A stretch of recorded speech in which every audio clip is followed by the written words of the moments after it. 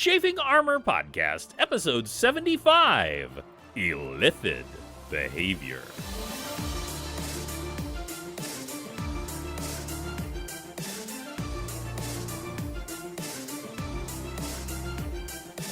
Welcome back to the Chafing Armor Podcast. I'm your host, and wearing my Spider-Ham t-shirt, Michael Corley, and with me tonight is Lee. Lee, tell everyone who you will be playing. G'day everybody, I'm Lee, and I'll be playing Osukai the Shifter Ranger. Indeed, and also with us tonight is Dare. Dare, tell everyone who you will be playing. Good evening, everyone.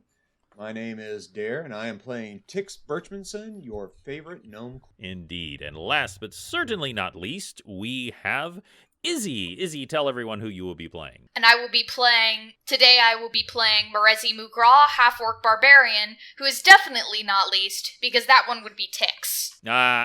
Well, at least size-wise, that is not wrong.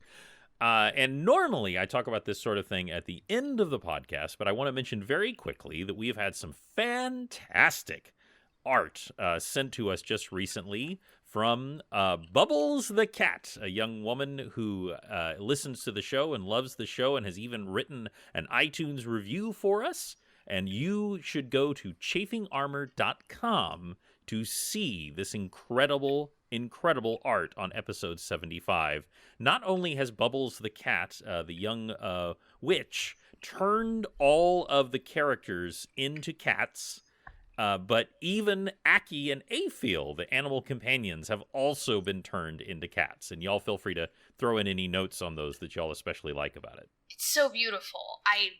I'm speechless at this drawing. It makes me happy every time I see it. It has captured Tix's personality perfectly. Yes, it did capture his grumpiness at Tix being turned into a cat. So let's all say, thank you, Miss Bubbles. Thank you, Miss Bubbles. Thanks, Bubbles. You are the best. We love our fans. If y'all want to send me something, you can send it directly by my email, which is just mrcorley@gmail.com. That's mrcorley@gmail.com. Go ahead and send it there, and I'll make sure to put it up on the show. Now back to killing all of you. When we last left the wonderful companions, Tix and Osukai went on a strange side adventure that returned them back to the hut. They had come back just in time to see the falling of a foe. This foe was actually Rero. Rero was the gentleman y'all had saved on the pirate ship when you were on the good ship Pisswhistle. He turned out to be a horrible traitor. And I know you'll be absolutely shocked, Osukai, to hear that when you were incredibly suspicious of him during your side adventure with Tix. Y'all both remember that he was incredibly involved. You knew there was something else going on with him. But what you didn't quite realize at the time is he was actually a mind flayer. Not just any mind flayer, but occasionally when a mind flayer is transformed, they do not complete their transformation. They remain human, but still want to feast on brains. He confronted both Marezi and Penton and asked for the staff at the... I've lost the word. What is the word, Izzy? Zakandi? The Zakandi. But you were able to defeat both him and the Zakandi. The only minor problem is that currently Marezi is blind from the acid spit of the Zakandi. Now, for playing purposes, both Osukai and Tix have come out of the hut to see the very end of this battle. You saw Rero fall after hearing some choice words for him that let you know what was happening. However, right before he fell, he did blow a whistle. And when that whistle blew, the earth shook. And out of the earth came a creature, a chul. And a chul is a horrifying crustacean serpent creature with long tentacles coming out of its mouth. And if that wasn't bad enough, it has also been infected with an illithid parasite. And while that has a technical name, last episode James called it a chulithid, and I choose to call it that from now on. And so a chulithid is erupting out of the ground, its giant claws snapping at all of you. And that's when an image appears above it. And you actually see the Mind Flayer. The Mind Flayer that you encountered when you were in the Underdark. The Mind Flayer that you, Osokai, had actually intimidated slightly, and he clearly would not forgive that slight easily. The Mind Flayer who set 3 unnatural creatures on you that you were able to defeat, which also led to the rescue of both Afiel and Aki. And this Mind Flayer has now appeared in a holographic type image above the Chulithid, and it says, "Welcome. Welcome to your doom." I feel like I'm in a horror story. Ugh, what a cheesy line. Did you not rehearse this at all? Seems like we've heard that story before, Morezi, and yet we're still wa- here. But it wasn't a rock. It was a rock. Upstar! I choose to believe that in this universe there is a bard who has sung the Rock Lobster song and that you know it in its entirety. And so that joke lands. By the way, he is in Illithid finery. He's in this like black, like weird sort of chitinous armor, but it's also a robe. And he's just looking his Illithid best. And he is utterly furious that you all are not properly cowering before him and his Chulithid. And he says, "Very well, I will give you one chance. Give me the staff, and give it to me now, or I will not only kill you, but I will make you Illithids yourself." Gross. I like cheese too. And with those choice words, I would like everyone to roll for initiative.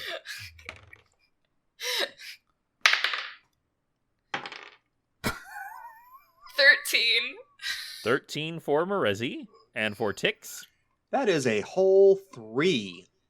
3 for Tix, and then we have Osokai, who is laughing hard, so I imagine he got a natural 20. Nope. We're off to a good start today, folks. That's a 1. Thankfully, a critical fail doesn't work on an initiative roll. It's a total Fortunately of not. 4. Oh, we're on a roll already. Great. We are indeed. So I'm going to, I've got y'all listed in order here, and I'm going to roll my 4-sided dice, and that is a 3. And since you are third in initiative in the order of the combatants, Osokai, the Chulithid turns its gaze toward you and begins to attack. And it comes hurtling towards you. Wow. Oh no. my gosh. I actually have to roll the 20-sided dice for it. Nope, just a 75. It just misses. This thing has a crazy plus to hit. Okay? I am not even kidding. And it rolled a 3 and a 1. Yay! Has two attacks, by the way. And it comes snip, snip, snap, snap, snap, snapping at you. Tell me, Osokai, how you avoid the attack of a 8-foot-tall, 650-pound lobster monster. Let's see. The idiot in me wants to take out a pan full of hot water. Get drawn butter. Yeah. I would say Osokai would just duck. Mm-hmm. That is quite reasonable, seeing as how you're just coming out of the hut, and this all happens like immediately. Like you had no chance to really process this. This is all happening. You're just kind of like whoa, out of the way. And by duck, it's basically just drop my head down because I'm 7 foot nearly, and gotcha. He's only 2 foot high. And for playing purposes, since he is not here, though you duck out of the way, one of the claws catches Penton in the side of the head, and he is knocked senseless to the ground, which is my way of putting him out of the combat for the moment. He was almost out of spells anyway. And that will bring it actually to Morezi. Morezi, it is your turn. I'm going to do what I do best, and that's hit thing with big halberd. Also, I just remembered I have 2 attacks too. You do? All right. Yes. I have rolled for my first attack a natural 20. Nice. Let's see. So, for my first attack with the doubling bonus, that is 22 points of halberd damage. Very nice attack. And By the way, though the natural 20 would register anyway, do remember you have a -1 to hit since you are currently using Lizard Vision. However, a natural 20 yes. will hit regardless. So that lands for the 22, and then it's time for your second attack. A less good attack, 7. 7. So you bring your first one, you bring down, and it just digs right between two of the plates of its armor, and this black bile just splurts out, and you bring your halberd around for a follow up, and it just boom bounces off the incredibly dense hide, the chitinous hide of this chulithid, and I want to say chitin some more. That will bring it to Tix. By the way, Tix, Merezi does appear to be blinded. However, she does appear to be able to see in some fashion. Lizard vision. Lizard vision. I think since she is holding her own at the moment, I am going to assess the situation. Does this count as an actual monstrous creature or a giant creature?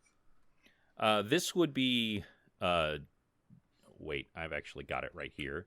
It is actually technically large. Oh, just large. So it is not giant. It is 8 foot tall, which is large, but that's not giant. Okay. Then I will circle to the side, and I'm going to swing for its back of the knees. Okay. And Destiny Seeker and I get a 11 plus 7. That's an 8. Wow. It has really good armor, but that actually hits. Okay. Then this whole whopping 8 points of damage. 8 points of damage. Hey, it all counts. You've all already adds done up. 30 points of damage in the first round, and it missed. And that will bring it to our natural 1 rolling Osokai. So I just watched Tix hit the only thing he possibly can. Yeah, he probably isn't going for a head strike. No, you work with Or what we can you go got. for the dangly bits, Nip. Does this thing? You know what? I'm not going to ask that question. Not just stop it. Oh, we all know what you were going to ask. It's nice. Yes, I was going to ask if you wanted to go out for ice cream. And the answer is yes to both of the questions. All right, so I want to clarify that I just realized that we were supposed to level up, so I did that. I'm now actually level 6. My bad, Yes. I didn't do that beforehand. So Osukai has got an extra attack per round now. With Nice. all of his weapons. He also has access to spells. Like his split ranger half, he now has access to spells. Yes. In which case, he's actually going to cast one now. He has access to a spell known as Magic Fang, which increases the natural weapon of the creature by +1 and can be self-cast. Interesting. So I am going to cast it on myself. Gotcha. And describe to us what that would look like if you cast that on yourself. In my non-shifted form, you probably wouldn't see much, but I do plan to shift, and once shifted, my claws will look just that little bit sharper. Just a little ding. Yes, there will be a JoJo's Big Adventure style flash. That's Indeed. a bizarre adventure. And do you want to do any other actions as far as moving? No, I will just choose to shift. That should be the end of my round. Okay, well, and actually, I should say that's to be fair, it was attacking you. So if you were trying to move, Yes. you would provoke an attack of opportunity anyway. Yes. So wise to not do that, and that will actually bring it back to the Chul, and he is actually going to shift his attack to you, Merezi, because you did 22 points of damage to it.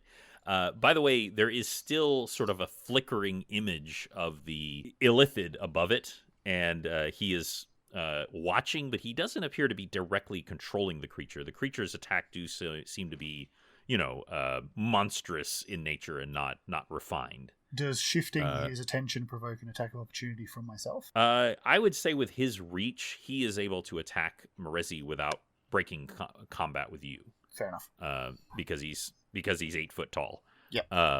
So he is able to do that, and y'all are all very close to each other. That's another 3, by the way. Very good for Merezi. Now that is a total of 19. Will 19 hit, Maresi? What is your armor? Yeah, it will. What is your armor? Oh, 18. 18. Okay, so he does hit with that one. He is taking that pincer and he is just clamping it down on you. That does 2d6 plus 5 damage. So that is 12 points of damage to Maresi. And he is going to attempt to grapple you at this time. So you need to oppose his grapple. So I need you to make a strength check. 15. He also rolls a 15. What is your strength? My modifier is 3. My score is 16. Okay. His strength is 20. So he actually successfully grapples you, and he is pulling you towards his tentacles, wildly flailing from his mouth. Oh, icky. Yeah, that's not great. It is actually now your turn, Maresi. Can I spend my turn trying to ungrapple myself? You most certainly can. I guess I'll roll a strength check. Mm-hmm. Which is an 8. An 8? Okay. Yeah. Unfortunately, he rolls an 18. So his giant claw is just holding on to you for all you are worth. Want to check right here about maintaining a grapple. Want to make sure I wasn't missing anything. Okay, that will bring it to Tix. Tix, you are roughly behindish him. You have just slashed into his knee-type area. And what would you like to do? I am going to place my hands on him and cast Inflict Moderate Wounds. All right. He has a very high AC. However, it is not nearly as high to touch him. So go ahead and roll for that. And that is a natural 20. Nice, nice. So I would say that the reason it's a natural 20 is you actually reach inside the wound and deliver the wrath of your god upon him. So roll for damage. Right in that ACL ligament right there, and grab hold with both hands. And that is 38 points of damage. Wow. So y'all have already done 68 points of damage. I'm going to, given the nature of this attack, basically you sort of disintegrate his kneecap. And his leg kind of, it's still attached, but it is badly, horribly damaged. Has That's it, what like I'm that gonna for tell physical people. therapy. has it reduced his speed at all? It could be helpful for us. Oh yeah. His speed would be horribly reduced after That's that. gonna be my new threat for anyone I hate. I'm gonna disintegrate your kneecaps. Unfortunately, Maresi, he does succeed. I made him roll a dexterity roll to maintain your grip on you, but he was able to do so. That will bring it to Osukai. All right. Osukai is going to... well, we're pretty much nearly eye to eye, so I'm gonna go ham and attack with my claws. Okay. Out come the long black talons with the slight glint at the end from a little bit of extra oomph. I only get the oomph for this round. After that, it's gone. I believe I did read this beforehand. No, I've just completely forgotten it. That's most D&D. Magic, that's H. Oh, 1 minute per level, so I get 10 rounds of it. Never mind. So I get a +1 to attack and to damage. So that's a modified 19. That will hit. He has, again, a very high AC, but that will hit. Okay, so that's a 5. 5? Okay. From the claw damage. So that brings it to 73 points of damage. It's, it all counts. Y'all are roughing this guy up, and he is a giant, horrifying monster. And now it is his turn. He is going to attack? do. Oh, sorry, I forgot you got a second attack. Go for it. Go for it. Sorry. That's a nat 20. Please kill him. Please. I like my brain a lot. Unfortunately, the claws are only a D4, so... Remember, you double everything, including your strength. Yep. Ooh, okay. That's 20. 20? Okay. Wait, That no, is- sorry, that's not right. That's I was going to say, even with a Yeah, D4 doubled. even if you can't hit a 20 on a D4. 12. 12? Okay. Yep. So that is 85 points of damage. You really, that last claw comes in, and just one of his lower plates, if you think about like a lobster type creature, you just rip it off, and just black bile just starts pouring out of his chest. And you hear this like sound as he screeches in pain. And that will bring it to the Chulithid. And he is absolutely going to attack you, Osokai. Not surprisingly, after that last attack. So that is. Did he maintain his grip on Izzy after that attack? After on Marezi? Sorry? I think that's fair for him to make him roll. Yes, unfortunately, he rolled an 18, so he manages to hold his grip on. Sorry, I tried. Marezi. It's fair. So now he's going. Oh, he rolls a natural 1. And a 5. Wow. And I'm going to make him, just as I do with y'all, roll that percentage die. 82, but still just a miss. However, as a move action, a Chul can bring a grappled person to his tentacles. And these horrifying tentacles wrap around your shoulder and head, Izzy. Oh. And I need you to roll a fortitude saving throw. All right, guys. This should be your best one, surely. It is. Yeah, unfortunately, it does need to be really high, though. Okay, that hit the floor. 13. Morezi's 13. dead. You are not dead. However, you feel your entire body seize up, and you are paralyzed. You also take... he did maximum damage. 10 points of damage as these tentacles begin to pre-digest your shoulders and head, and you heal this. I'm at like half health right now and not doing fun. No, you've taken some rough hits. This is an incredibly difficult creature, and he's actually rolled very poorly, or y'all might be in much worse shape. Let me tell you. And that will actually bring it to Marezi. So you are paralyzed for 6 rounds. However, I will say that you can try each round to try to overcome it. However, you do need to roll very high. What modifier? Fortitude. Oh, here's my 28. So you seize up, and then you feel that acid biting into your shoulders, and you're just like, nope, and you just start moving again, and it is actually your turn. I'm gonna try to get out of this ding-danged grapple. Again, a strength check. Uh-huh. A 5. A 5. Unfortunately, he gets a 12. Even with his injuries, he's still stupidly strong. He is stupidly but, stupid, and I don't love you are doing your job as one of the big bruisers, and that Tix isn't taking damage, so that's good. Yeah. Speaking of which, it's Tix's turn. And Tix, being behind him, is going to use Destiny Seeker to go for the other knee. Okay. And hopefully have a match set. And that is a natural 19 with plus 12, so that definitely hits. Yes. And with Destiny Seeker, a 19 counts as a critical for triple. Gotcha. I am happy now. And necrotic damage. That's right. That's wild. So go ahead and roll that damage to let us know how much it is, but also start thinking in your mind, how do you want to finish off this Chulithid? Thank God. So that is... A little garlic butter goes a long way, I'm just saying.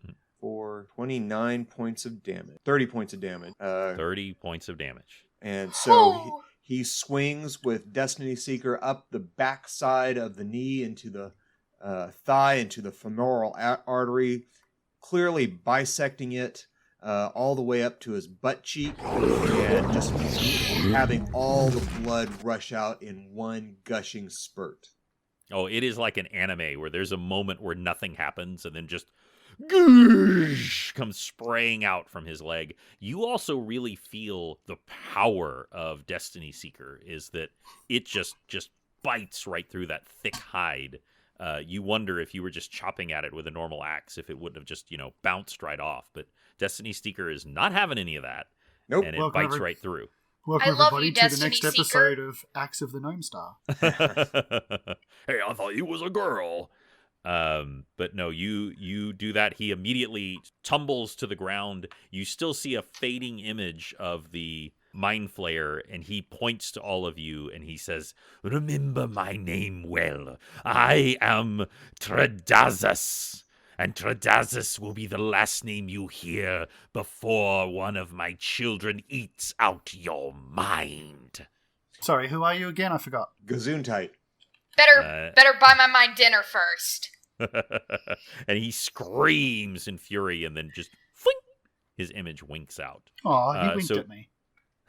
So you are now all sitting among the bile and gore of a Chulithid, and there are 4 dead of the lizard men who had been turned into Illithids, servants, around you, along with the dead body of Rao. I kick the body because I don't like him. Gotcha.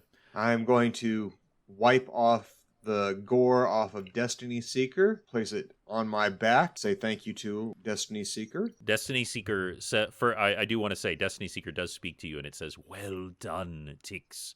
You have done well and destroyed this abomination." Yes, we did. Not wanting to feel left out, I also thank Destiny Seeker. I pass along her answer. Tix, after he passes along Morezi's thanks to Destiny Seeker, he's going to go over to Rero and search him, see if we can find a clue to where his boss is hiding. Gotcha. So you go over to his body and look it over. As I mentioned before in the last episode, which I know you were not, unfortunately, a part of that one, he's wearing slightly finer clothing than you've seen him before. His mouth is covered in blood. There is the corpse of one of the villagers below him who's had its brains removed, you assumed eaten by him.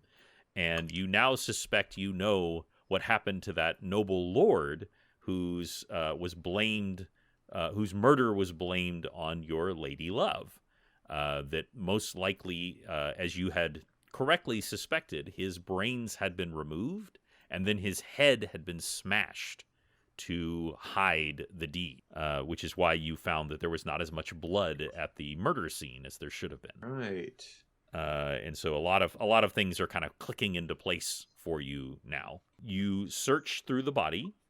You do find one letter. However, it is in a language you cannot read. Let's keep that. You think that it might be in the language of the Illithids. It's actually an Illithid shopping list.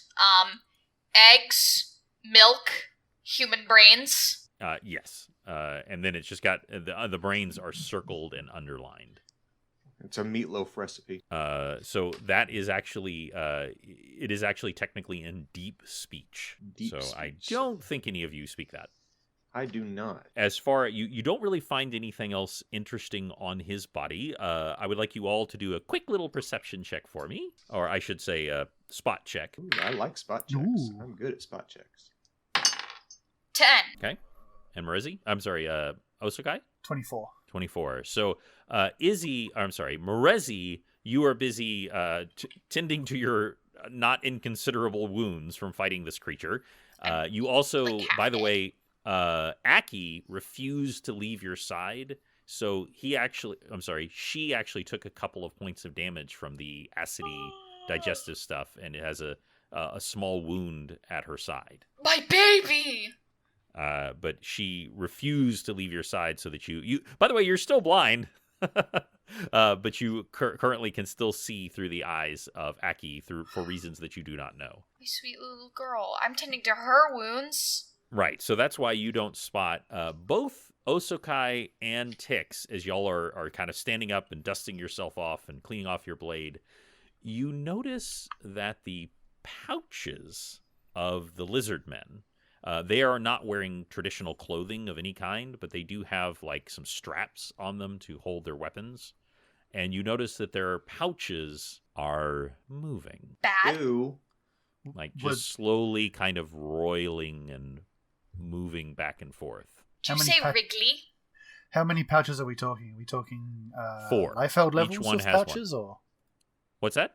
are we talking Liefeld levels of pouches, or? No, it is not. It does not look like Cable from the 1990s with 4,000 pouches. No, these are each one are identical brown pouches. You do notice, by the way, that Rauro does have one pouch, but his looks different than theirs. Theirs Not each Wrigley? look identical.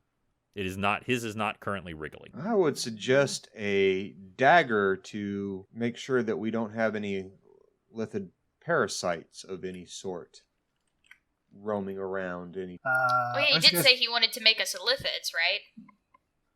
Osuga's Yes. going to light a fire, and I guess indicate that perhaps,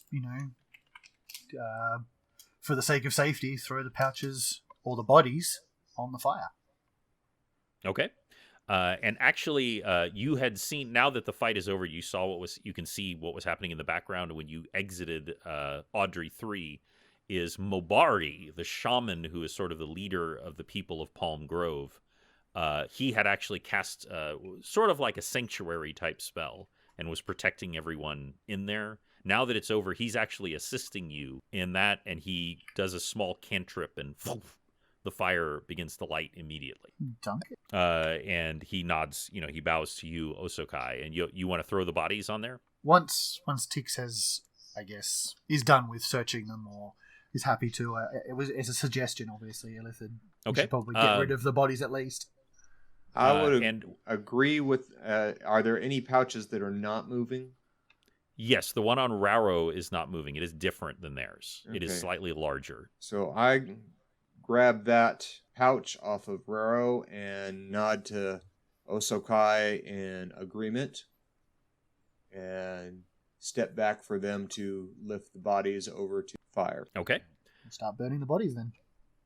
All right. So you take. You absolutely have the physical strength to these are lizard men. They're big, but you have the physical strength to throw one onto the fire, which is now burning at full. With this cantrip, it's sort of like throwing gasoline on it. Is going pretty good. You throw it on there, and good call, everybody. Good call, because as you do, and the fire begins to lick onto the bags, you hear this small, horrifying, small parasitic creature comes out just in time to die in the fire. A Wrigley And- boy. A little wriggly boy, and you all know that they were each and every one intended for you. Ugh. You could have but names carved into them. but one by yes, they have a little name tag that says, "Hello, I'm for Osokai." And one by one they go into the fire and screech and scream and emit these horrifying little chirrups. You wonder if you don't feel little psychic energies kind of playing at the edges of your mind, but it does absolutely nothing. So I have a friend who's very much into making me uncomfortable, and she keeps sending me botfly larva extractions, and that's all that's in my head right now. Is these Yep. little illithid things are botfly? Nope. Yeah, please never ever send those to me. No. I have certain things that I do not handle well, and that is one of them. So Bot- thank you for It's botflies and mango worms. yes. Not to mention guinea worms, Oh, also fun. Yeah, we will stop all of that. Yes. But you very wisely decided to destroy these things. Did you I just And- Google that, image Izzy? searched- Yeah, I just Google image searched botflies. Izzy, why would you do that? Why would Like you it's- do that? Go and get emergencykittens.com, please. Yeah. You need to cleanse the palate. You need brain bleach now. Yeah. Oh. So Mobari actually comes to you, Izzy, and seeming to intuit what would be your priority, he actually heals Aki Thank you. with a minor healing, and he says, "You have a very brave little lizard there." I love her. I would warn you that some in the plains are not so fond of this creature. Maybe they should change their mind then. Have they ever fed a lizard out of their hand? It's amazing how gentle they are. And with that, as if on cue, Aki goes, bleh, and just sticks out its tongue for a moment. And with that, y'all continue onwards, and you come to an area of great mist. By the way, Chicks. Oh, I'm sorry. Please, were you going to say something? Well, yeah, I was going to say that before I do anything else while he's healing Aki, I'm going to come over and cast Lesser Restoration on Merezi so that she is not blinded. Yes, probably much appreciated. And, very much appreciated. Cure Wounds. She is healed for currently 12 points of damage. Thank you. Excellent. So that takes her down to 10 points of damage. I'm now at 48 health.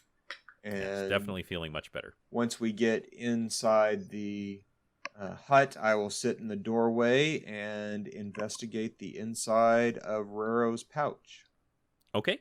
As you start to walk into the hut, Audrey actually shudders as you start to go inside, and you actually feel something pushing back on the pouch that you're holding, the bag that you're holding. Like there's actually a force keeping it from going inside of Audrey. Well, I was going to go check on Penton and get him situated, so I ask Osokai to move our unconscious comrade into Audrey, and I sit down next to Audrey and open the pouch. Okay.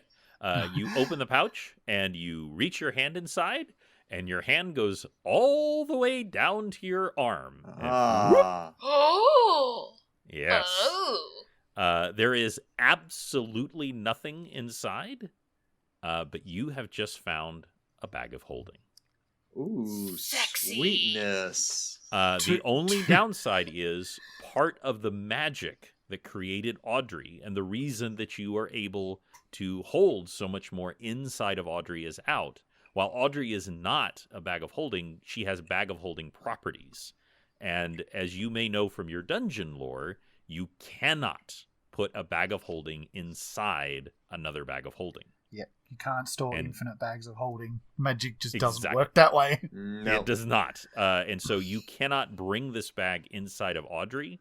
However, if you wish to affix it to her outside or do something else, you can certainly bring it with you. Sling it underneath. Yeah, I was going to A hut nut. secret Exactly. Hut Hut nuts! more of a Hut jock nuts. strap. Yeah! Hut strap. By the it way, is- in this world, bag of holdings are very rare. They are not common, and they are quite valuable. I'm going to secret it away under one of the eaves of the windows, find where the thatch is loose, hide it in there. Excellent. You absolutely can do that. It's just you sense that if you forced this bag to come inside, something bad would probably happen. Fortunately, Tix's intelligence is up to the par and the wisdom, and so he knows better than to do that. Yes, you quite you even though you are not a magic user, you have a very intuitive understanding of magic.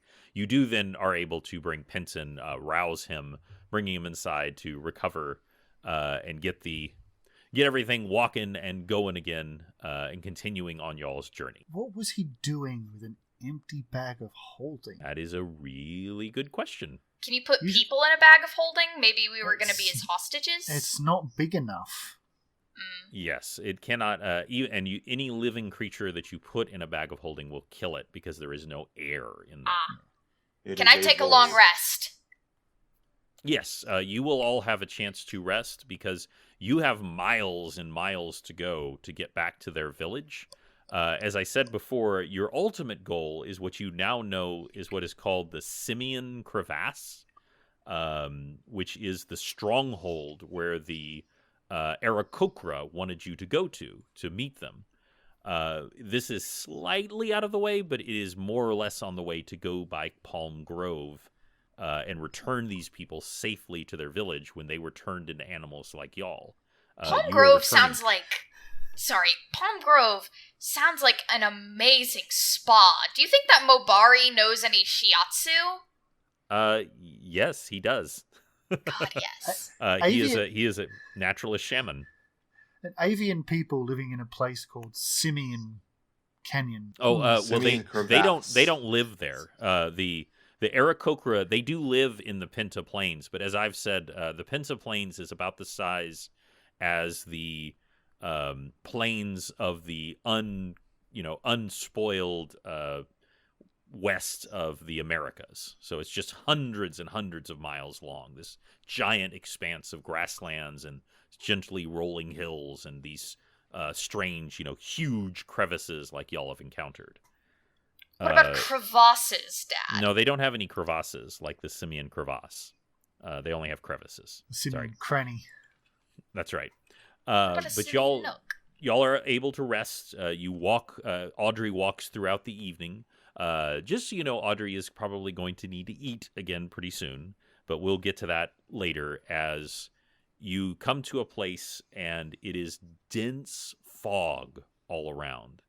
And Mobari comes out and the bracers on both the sides of his hands glint slightly, and he presses his hands, both of his hands palm down to the ground, and he kneels his head down to the ground, and he whispers a prayer, and the mist parts, and you see an expansive village going out before you, and rising above the village is a strange collection of odd metallic pillars, almost like a strange collection of scales, like weight scales, going off into the distance. You are now in the village of Palm Grove and the Temple of the Animus. And that's where we'll end Chafing Armor 75. Thanks for playing, everybody. Thank you for having me play. That was a great job against the Cholithid. I was quite curious. If he had rolled really well, he could easily have paralyzed and killed all of you. Yeah, I'm very glad my brains are still here. we do good until we get to boss battles. Yeah, well, that was I would definitely consider him a mini boss. The lizard men were just the little cannon fodder. He was definitely a mini boss, and you took him out pretty handily and without Penton. So really good job.